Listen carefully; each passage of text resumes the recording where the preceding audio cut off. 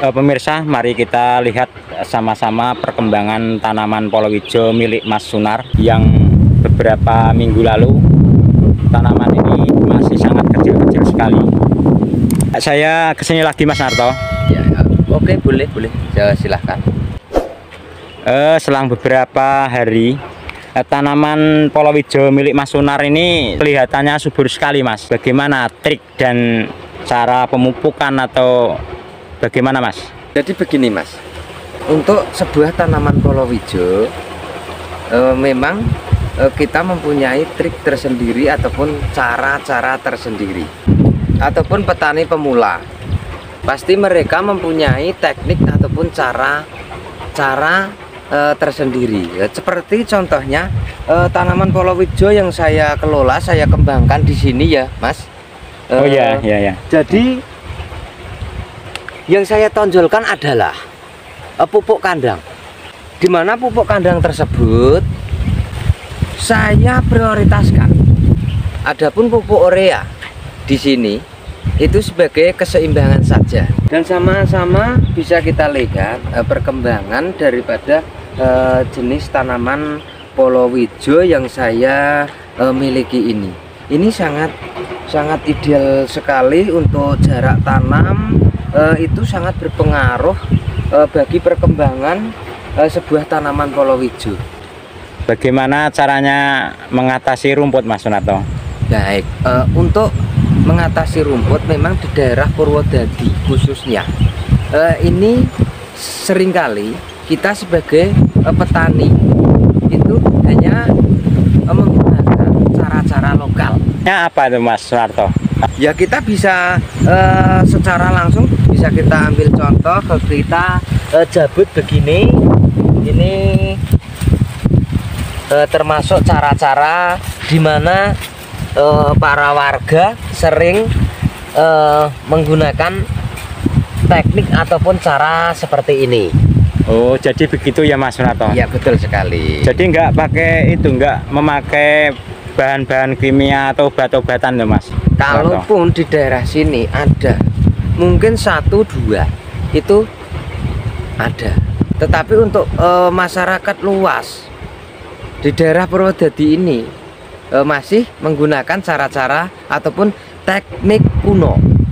Cara-cara manual ya, Mas Sunarto? Betul sekali. Dan bagaimana Mas Sunarto mengatasi hama?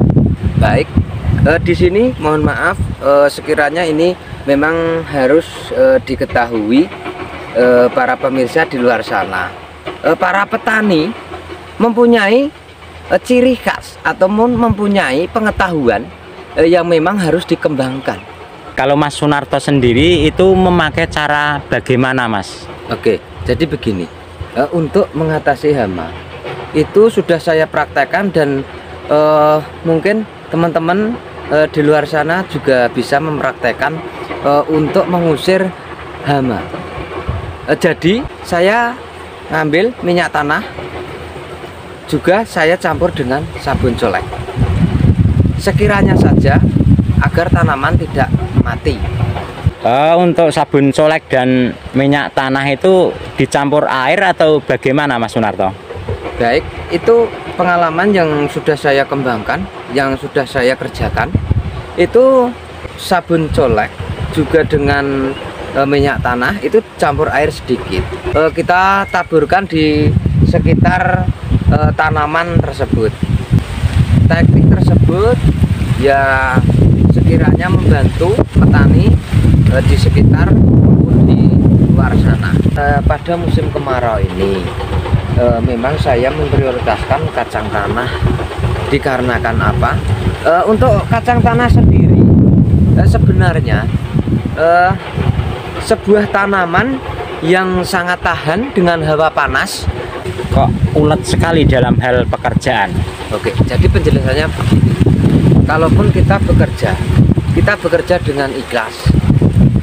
Terlebih-lebih untuk saya pribadi, memang saya sudah berkeluarga dengan harapan saya mampu mencukupi kebutuhan keluarga. Pekerjaan apapun yang penting menghasilkan, saya kerjakan. Kenapa Mas Sunarto kok memilih sebagai petani? Jawabannya begini, kenapa saya menggeluti bidang pertanian. Itu merupakan bidang pangan di mana kita semua butuh makan. Pertama. Untuk keduanya, saya tidak memandang itu sebuah pekerjaan apapun. Yang penting menghasilkan, kita kerjakan dengan ikhlas. Karena menurut saya, sebuah pekerjaan itu tak ada pekerjaan yang hina. Pada intinya adalah kita kerja aja dulu. Dan saya yakin untuk hasil pasti mengikuti. Selain bidang pertanian, Mas Narto ada kesibukan apa lagi, Mas? Ya, jadi untuk kesibukan memang pada intinya saya sebagai petani. Adapun pekerjaan selain petani itu memang saya kerjakan. Seperti contohnya adalah saya membudidayakan bekicot. Mungkin di lain waktu dapat kita lihat sama-sama. Demikian tadi pemirsa penjelasan dari Mas Sunarto. Saya kira sangat jelas sekali. Saya rasa itu yang bisa saya ucapkan untuk masyarakat di sekitar ataupun teman-teman sesama petani di luar sana. Terima kasih.